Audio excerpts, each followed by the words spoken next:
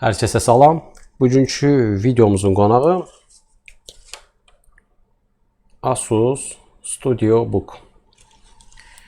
Model H5600Q. Bu da daha sonra harada göründü mü? Bu arada bu Asus'un bir modeliymiş. Yani ilk dəfə görürəm bunu. Üzərindəki olan komponent CPU bildiyimiz standart komponentlərdir. Həm CPU olsun, həm GPU olsun. Sadəcə etiketdə RTX Studio olaraq qeyd edilir. Bilmirəm, model olaraq tam nədir? Onu anakart təmir olduqdan sonra biləcəyəm. Anakartımız bu formadadır. Yəni bildiyimiz oyun laptopu kimi dizayn edilib.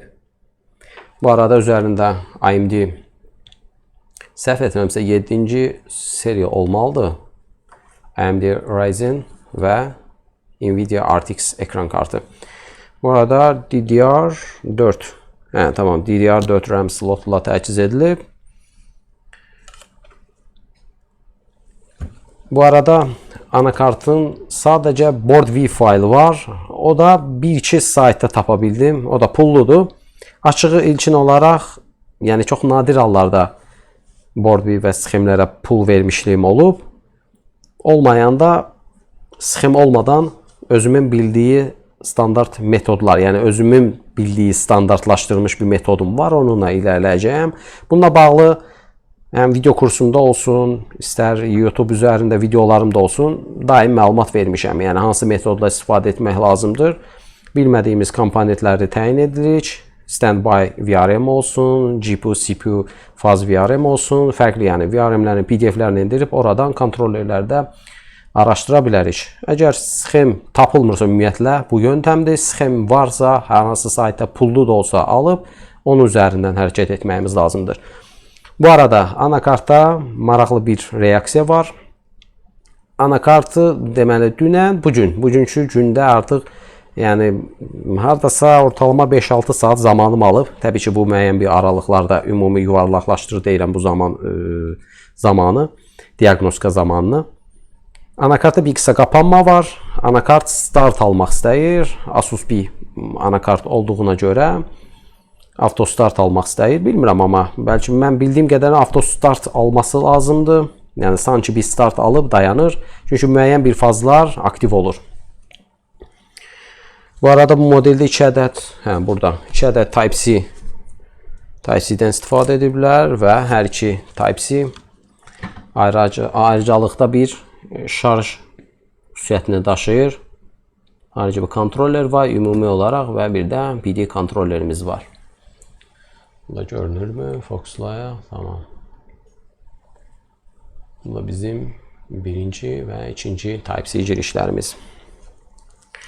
Sxem olmadığına görə belə deyim, bəzi fazları təyin edə bilmişəm tam olaraq. Çünki ilk anlıq qida blokuna bağlandığında müəyyən bir 20-30 mAh çəkir və bu anda bəzi fazlarımız aktiv olur. Və burada da fazlarımız üzərinə yazmışam. Məsəl bu bölgə bizim RAM bölgəmizdir, 1.2. Burada kiçik bir deməli hardaydı? Tamam, kontrollerimiz var. Çıxışı bu 2.5 olaraq bura qeyd etmişəm. Burada görünür kamerada yoxsa yox. Tamam, indi görünür rahat. Bura bizim CPU dövrəmizdir və bu induktor olsun, buradakı fazlar olsun. Bunlar tamamilə GPU-ya məxsusdur bura. Bu da həmçinin CPU-ya məxsusdur. Bu deməli baxın, bu fazımız bizim 1.35 VRM-ləri qidalandırır. Burada çox ehtimal ki 0.9 olması lazımdır. Bu da GPU-ya aiddir. Bu bizim 5 fazımızdır. Bu 3.3. Burada da bir 3.3 var. Bilmirəm nəyə görə istifadə ediblər. Bu batareya back və boost konverter olaraq çalışır. Bu bir fazımızdır. Bunu təyin edə bilmədim. Anakart təmir olunarsa bunu da ondan sonra biləcəyəm. Və 1.8 fazımız da burada yer alır. Arxa üzərində demək olar ki, çox da komponent yoxdur. İlkin olaraq anakartımızın reaksiyasına baxaq. Qida blokuna bağladım. Kameramızı çevirək. Deməli, baxın, hal-hazırda ilk avtostart almaq istəyir. 16-dan çıxdı 36, bəzi 20, 30 kimi çəkilən cərəyan dəyişir. Bu qədər, vəssalam. Bundan sonra heç bir reaksiya yoxdur. Növbəti prosesdə 27, 30, 20, 30 dediyim kimi də maksimum bura qədər yüksəlir.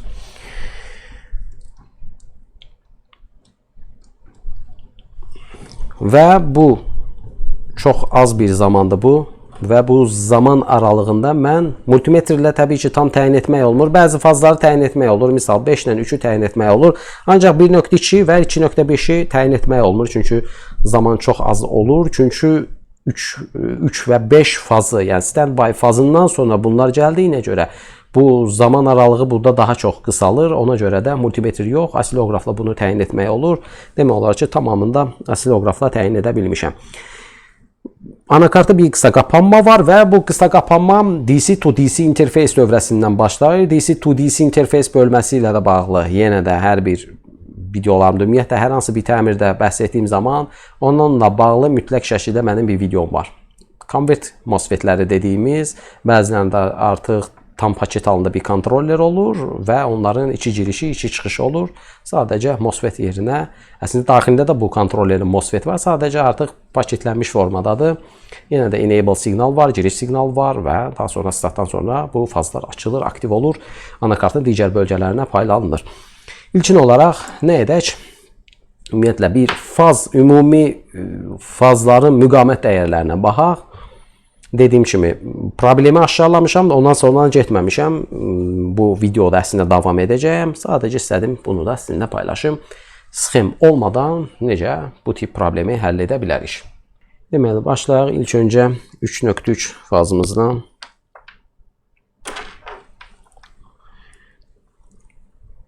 Bu çıxışımız 2 kiloma yuxarıdır. Daha sonra burada 5 fazımız. Tamam mı? Görünür? Görünür. Tamam, bu da yaxşıdır. Ümumiyyətlə, yeni nəsillərdə artıq standby fazları yüksək dəyərdədir. Çünki bəzi anakartlarda dəyərlər biraz aşağı olurdu. Ancaq yeni nəsillərdə yüksək dəyərdədir.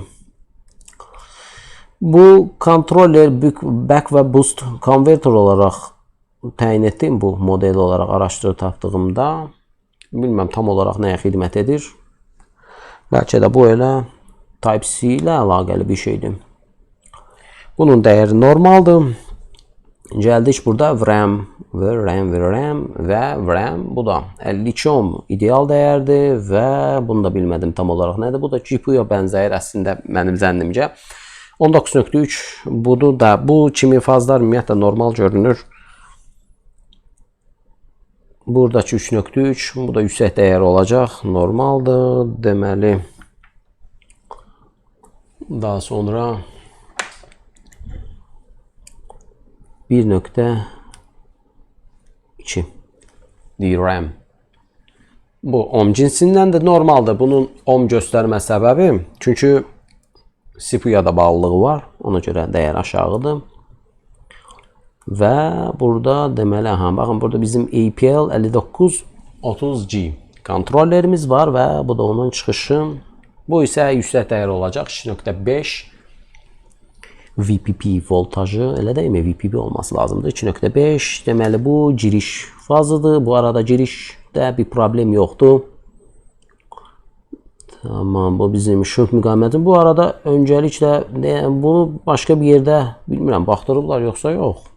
Açıq onunla bağlı heç məlumat vermədim sizə. Dəyərlər yaxşıdır, normaldır. Bu dövrə əslində back və boost konverter olaraq bilinir. Yəni biraz burada dəyişiklik var. Artıq batarya kontrol dövrəsində. Burada isə deməli çıxış nöqtəmiz. Burada nə var? Bir də MOSFET-imiz də var. Convert MOSFET-idir. 1.5 yaxşıdır. Çıxışı yaxşıdır. Bunda qaydasındadır fazımız. Daha sonra buradan 5-imizin fazından sonra bir MOSFET əlavə ediblər. Bunda kilom dəyəri yaxşıdır. Belə. Bu qədər. Bunlar qaydasında. Daha sonra gələk buradan CPU. normaldır. Deməli bura normal. Bu isə artıq birləşdirilmiş fazdır. Bunu bir nöqtədən ölçdüyümdə yetərlidir. 5.4 ohm normaldır.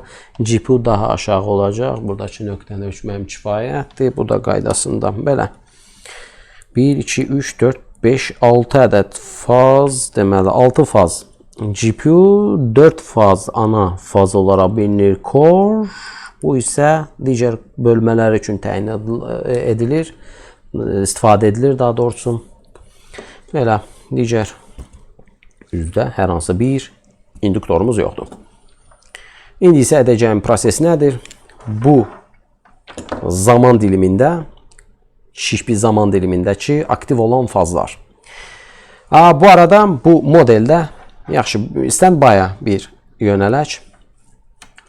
Bina blokunu bağladım. Multimetrdən volt rejim. Daha sonra mənim burada deməli hansıydı?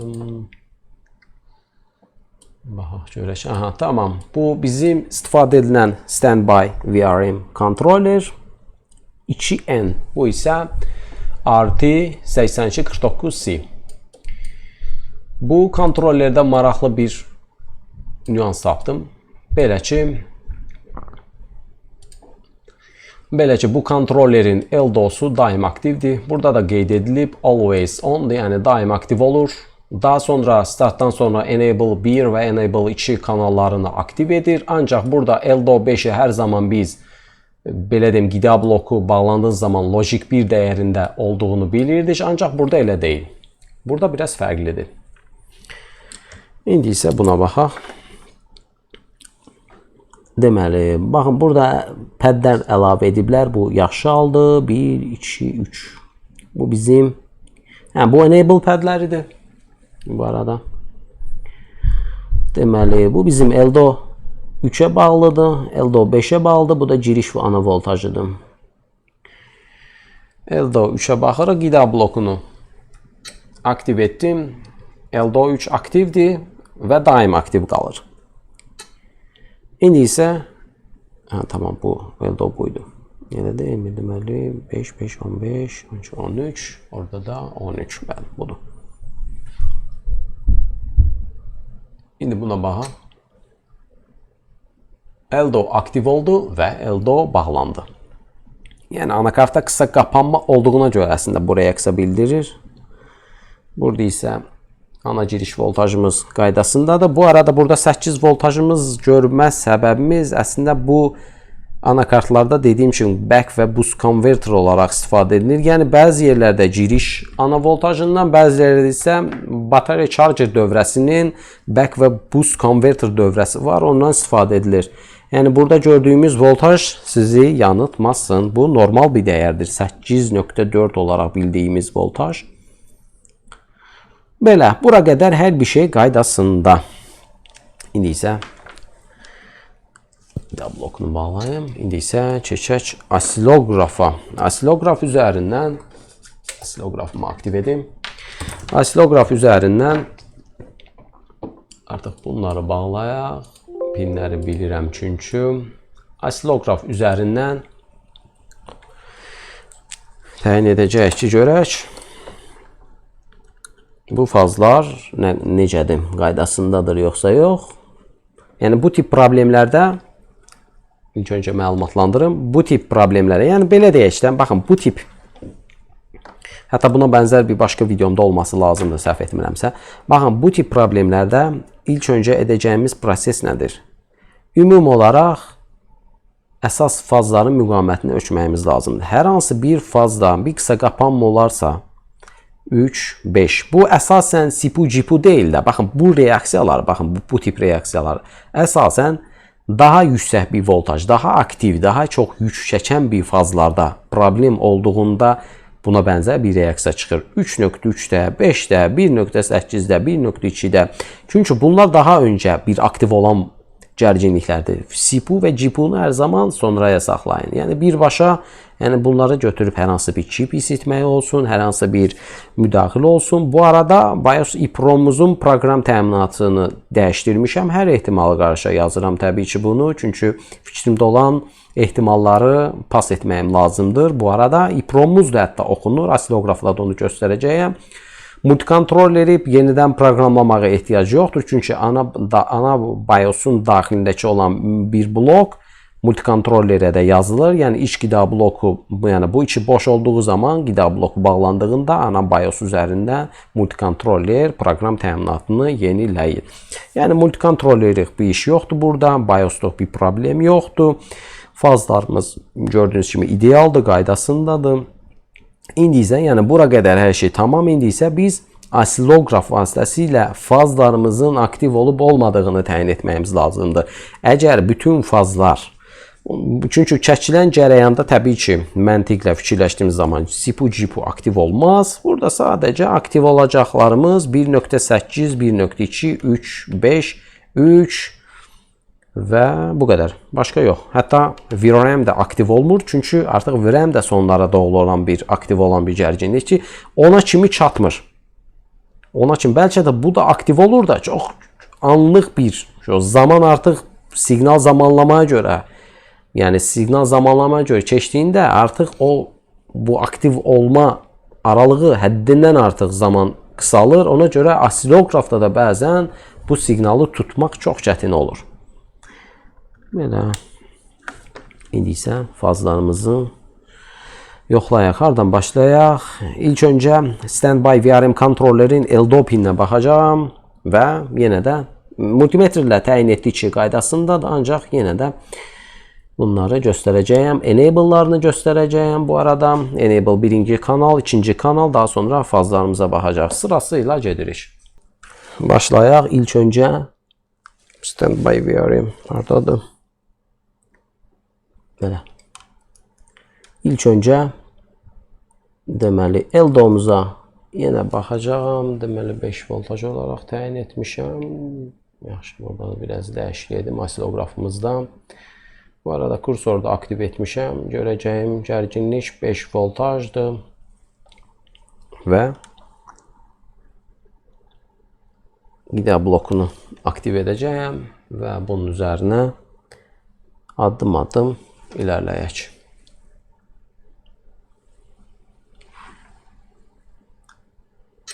Qida blokunu aktiv etdi və 5 voltajımız aktivdir.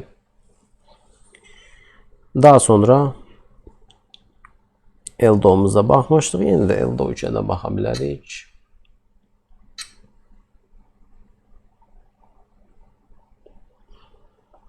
Bir dəqiqə.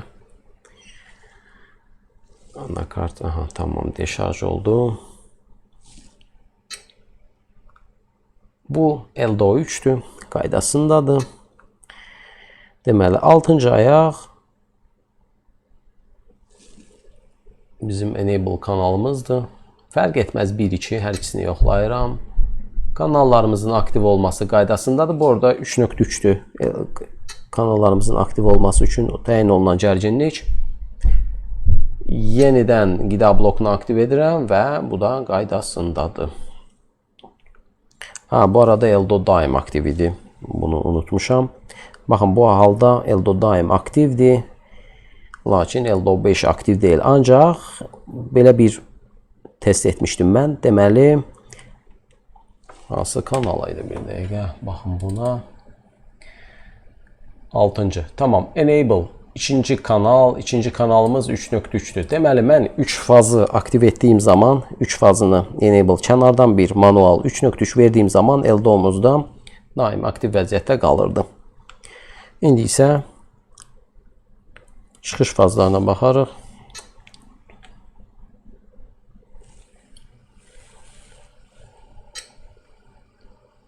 Və yüksəldi fazımız və düşmə keçdi. Daha sonra 5 fazımız da deməli burada tamam, buradan ölçə bilərəm.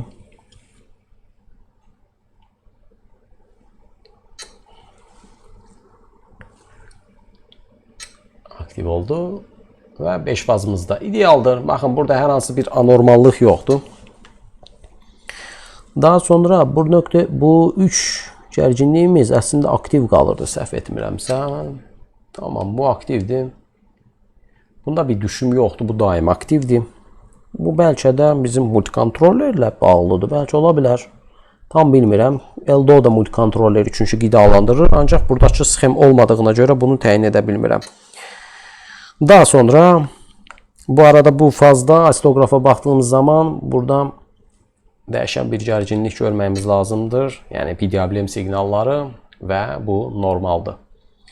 Bura qaydasındadır. Daha sonra bu arada batarya kontrollerdə kontrol etmişəm. Giriş voltaj olsun, VDD voltaj olsun, AC-OK olsun qaydasındadır. Ancaq batarya bu arada şarj olmur. Ehtimal bu qısa qapanmayla bağlıdır. Və biz burada baxaq. EEPROM-umuzun birinci chip select aktiv oldu və baxın qaydasındadır əslində. Bu da normaldır. Yəni aktivlik var. EEPROM oxunur. Daha sonra burada 1.2. Tamam, buradan yoxlasam yetərlidir. Tamam, 1.2 də aktiv olur bu arada. Bunun üçün dəyişir etməyimiz lazımdır. Belə edək. 500 milli alın. Daha sonra 1.2'ye 1.2. Tamam. Görək bura qədər yüksəlmə varmı? Normalda tam yüksəlmə olması lazımdır.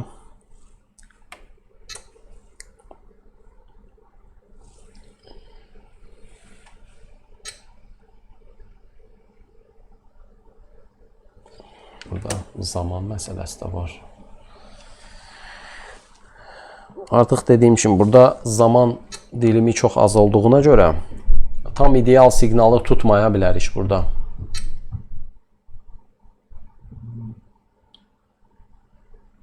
Tamam, burada siqnalı artıq tuta bilmirəm mən.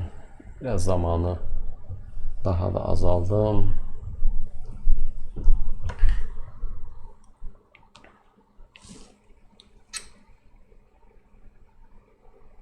Tamam. Yenə də azaldaq. 40 mikrosaniye. Bu arada bu tip ölçümlərdə anakartın da deşarj olmasını biraz gözləyin. Tamam. Yəni tam yüksələ bilmir əslində. Yaxşı, keçək 1.8'ə.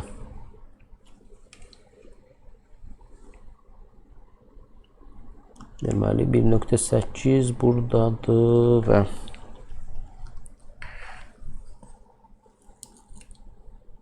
tamam, buranı ölçsəm yetərlidir. Tamam, 1.8 aktivdir burada. Digər burada 2.5'i də ölçməyim lazımdır. Artıq buradan biraz zamanı dəyişdirək. Deməli, tamam, 2.5, yaxşı.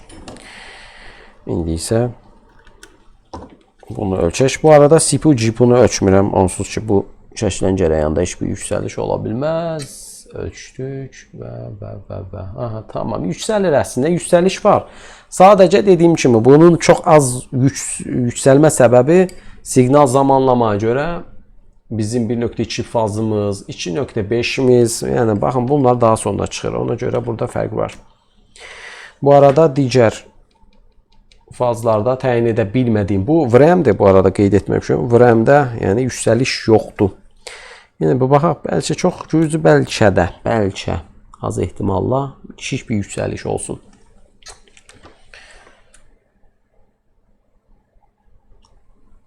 Biraz burada zamanı da azaldaq ki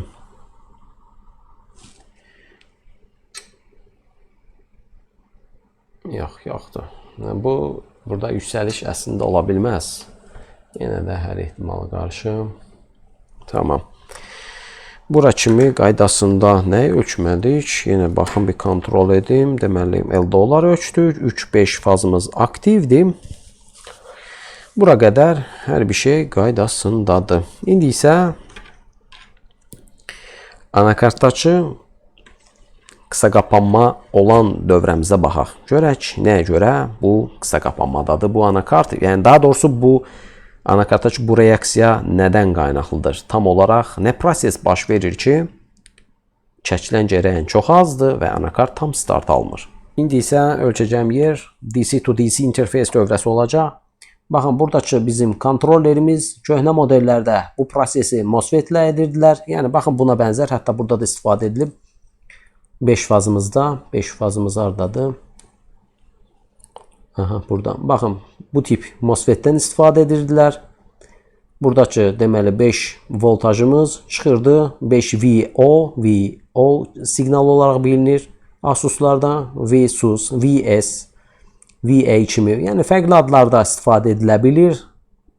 Yəni bunu nümunə üçün çəkirəm. Yəni sabit voltajın digər MOSFET-dən keçdikdən sonra sabit voltaj olaraq adı sadəcə siqnal adı dəyişilir. Burada da eyni, baxın, bu funksiyanı bu dövrədən istifadə edirlər tək MOSFET-lə. Burada isə 3.3 bu tip kontrollerdən istifadə ediblər. 2 girişi var, 2 enable kanalları var və bu da çıxışlardır. Bu birinci kanal, bu ikinci kanal. Bu arada birinci kanal budur, ikinci kanal. Burada da böyük ehtimal ki, birinci kanal bura düşür, ikinci kanal bura düşür. Yəni daxilində də bunların da əslində MOSFET var. İndi isə edəcəyim nə olacaq? Təbii ki, bunu müqamətini ölçməyim lazımdır. Multimetrdən müqamət rejimini alaq. Qaydasındadır. Daha sonra bunu bu tərəfdən ölçüm. Bu da qaydasındadır. Buna baxırıq. Bu da qaydasındadır. Buna baxırıq və artıq burada tam 0.2 bu ground'a qarşı tam qısa qapanma sayılır. İndi isə yenidən osiloqrafa müraciət edirik. Nəyə görə? Çünki osiloqrafda artıq bu fazların, daha doğrusu bu girişlərə baxacağım və bu çıxışı. Təbii ki, burada heç bir gərginlik olması gözlənilmir. Çünki tam qısa qapanmadadır və bu kontroller təbii ki, özünü qoruma rejimi alır. Bu arada burada 3.3 olduğuna görə hər pilləni 1 voltaj və zaman aralığında 40 millisaniyə yaxşıdır. Girişlərə baxaq. Qida blokunu aktiv etdim və yüksəliş var. Qaydasındadır, düşdü. Bu normaldır çünki tam start almır. Daha sonra bura baxaq. Yüksəldi. Baxalım görək burada sabit. Burada da buradakı qalır. Tamam, böyük ehtimal ki, burada qalan, burada baxın, aktiv qalan bu fazdır. Hara getdi? Bu fazdır, böyük ehtimal ki. Aktiv qalmayan bu 3'dür. Digər 3'dür. İndi isə çıxışına baxıram bunun. Çıxış varsa deməli kontrollerdə sağlamdır. Qaydasındadır. Gözləyək və son qısa qapanma olan dövrəmiz və burada böyük ehtimal ki, heç bir yüksəlik ola bilməz. Çünki tam qısa qapanmadadır. Yaxşı, tam bunu zamanı xeyli azaldım. Bəlkə anlıq olaraq nəsə tapa bildim. Daha doğrusu görə bildim burada. Yox da heç bir şey. Yəni tam grounddur. Əslində biraz müqamət olsaydı, böyük ehtimal ki, orada da bir aktivlik görə bilərdim. Və bu qısa qapanma çox maraqlı bir yerdən çıxdı. Artıq termal kameranla uzun-uzadı göstərmək istəmirəm. Deməli, haraydı? Tamam. Baxın. Bunu bir yaxınlaşdırım mən.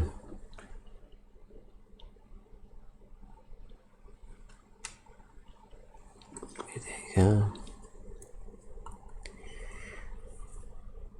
Və bu da bizim şübhəli 3.3 kondensatorumuz. Üzərindəki çatlaq görünürmü? Məncə görünür. İşığın şiddətini artıraq.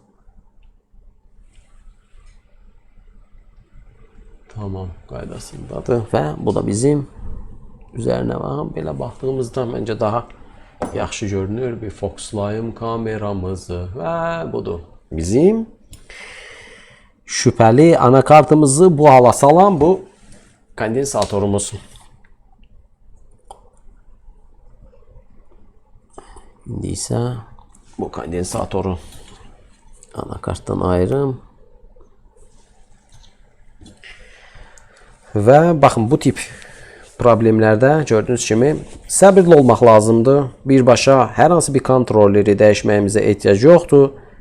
Hər zaman BIOS EEPROM-un proqram təminatı yenilənməlidir. Çünki onunla bağlı bir problem ola bilər. Bəli, daxilində bir proqram təminatı problemi olarsa buna bənzər bir reaksiya verə bilər. Ancaq bu tip problemlər çox zaman qısa qapanma ilə qaynaqlanır hər zaman və bu arada az öncə mən maraqlanmışdım. Müştəri özü açıb, təmizləyib. Bilməm, nə etmək istəyib artıq. Tamam.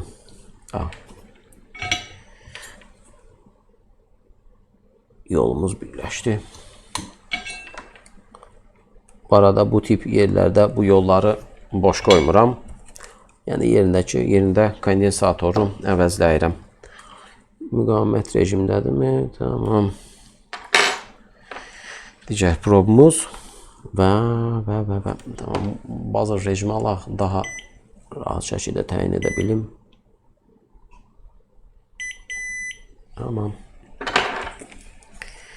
İndi isə bura qaydaq.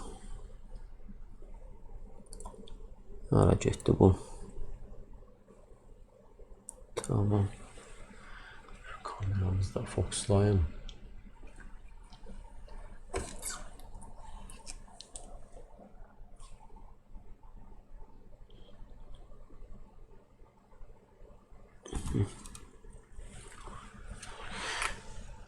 Deməli.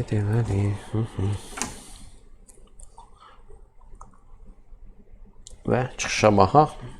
Müqavimət rejiminə yenidən alım multimetremizi.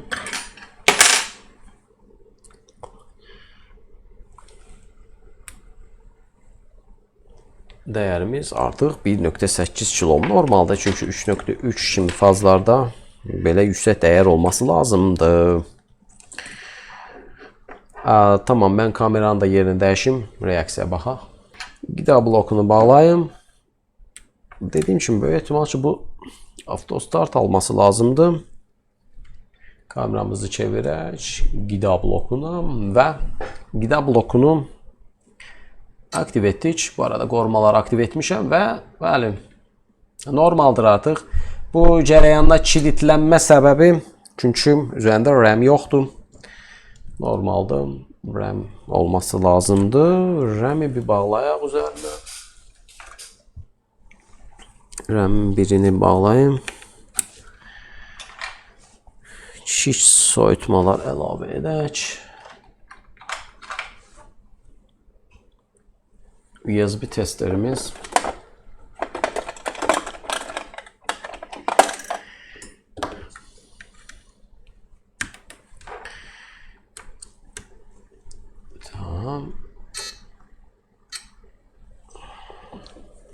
Tamam, avtostart aldı. USB testlerimiz aktiv olur. Bu arada çəkilən cərəyan artıq dəyişir. Görüntü gəlməsi lazımdır.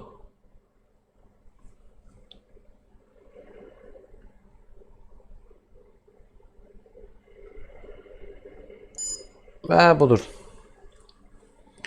Tez qida blokunu ayırım. Yaxşıdır, normaldır.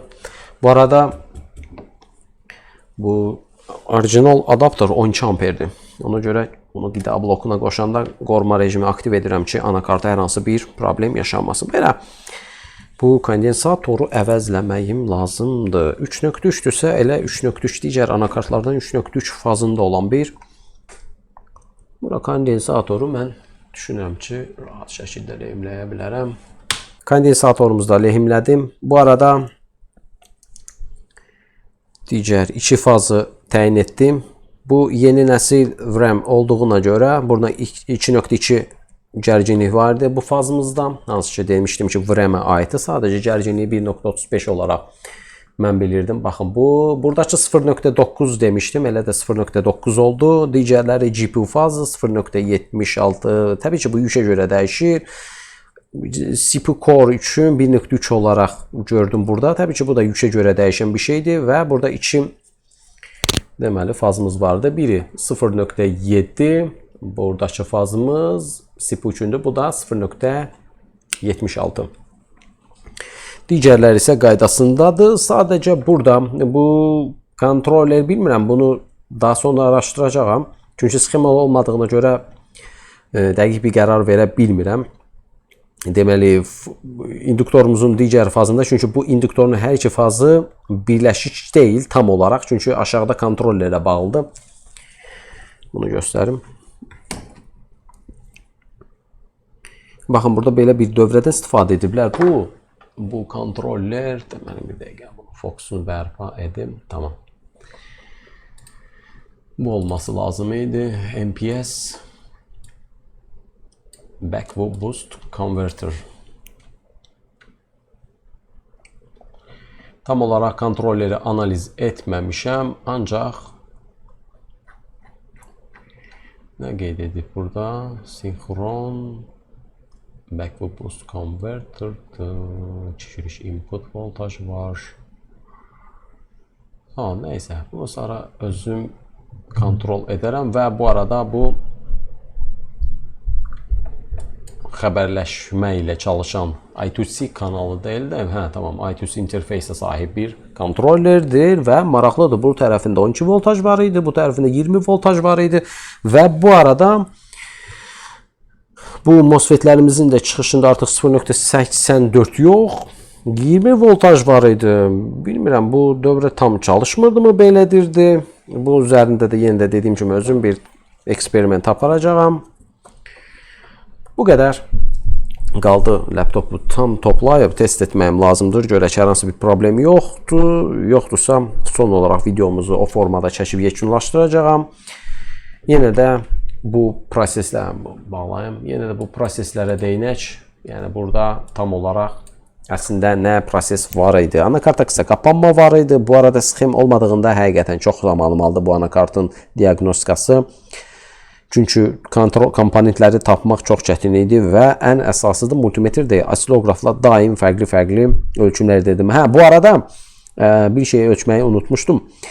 Bizim RTC dövrəmizdə 32 kHz aktiv idi. Yəni əvvəlki vəziyyətində, daha sonra digər. Yəni bizim belə deyim, kristallarımızda lazım olan frekans tam aktiv idi. Bir problem yox idi. Yəni aktiv olurdu əslində. Ona görə də onu ölçüm etmədim. Yenə də qeyd edim ki, yəni bu tip problemlərlə baxın, kristallar da belə aktiv olur. Sadəcə burada əslində belə bir proses baş verirdi. Dövrə çalışmaq istəyirdi. Sadəcə bir kanal, yəni çünki bu kanal başqa yerlərdə bağlıdır. Bu kanalda qısa qapanma olduğuna görə və bilmirəm bu kanalı tam olaraq nəyə bağlayıblar. CPU-nun hər hansı bir dövrəsinə gedə bilər. Bəlkə də VRM kontrollerləri gedə bilər.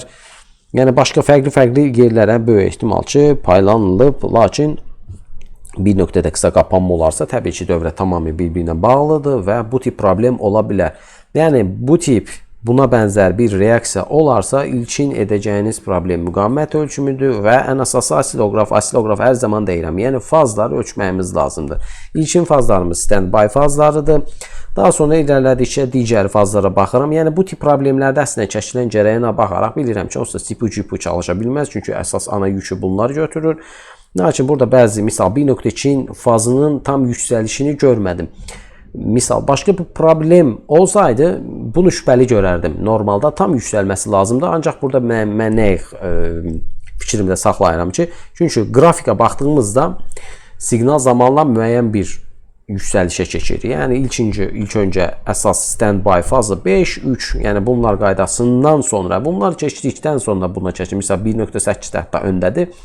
1.2-yə çatana qədər zaman aralığı çox daralır və zaman aralığı çox daraldığına görə asiloqrafda biz bunu yüksəlişini tam görə bilmərik. Çünki qısa qapanma olduğuna görə çox ani kəsim var. Sürətli şəkildə bu kontroller qoruma əslində bu gözəl bir şeydir. Əgər qoruma olmasaydı, misal baxın bu tip dövrədə qoruma olmasaydı birbaşa anakarta həqiqətən ciddi fəsadlar ola bilərdi. CPU-da sıradan çıxa bilər, GPU-da fərqli kontrollerlərdə sıradan çıxardı və təbii ki, bu həm təmir xərci və müştəri üçün də əlavə dediyim kimi təmir xərci, həm də sxem olmayan bir anakartda bu bir neçə kontrollerin sıradan çıxması həqiqətən çox yorucu olur. Çünki son nəticəni bilmirsən necə olacaq.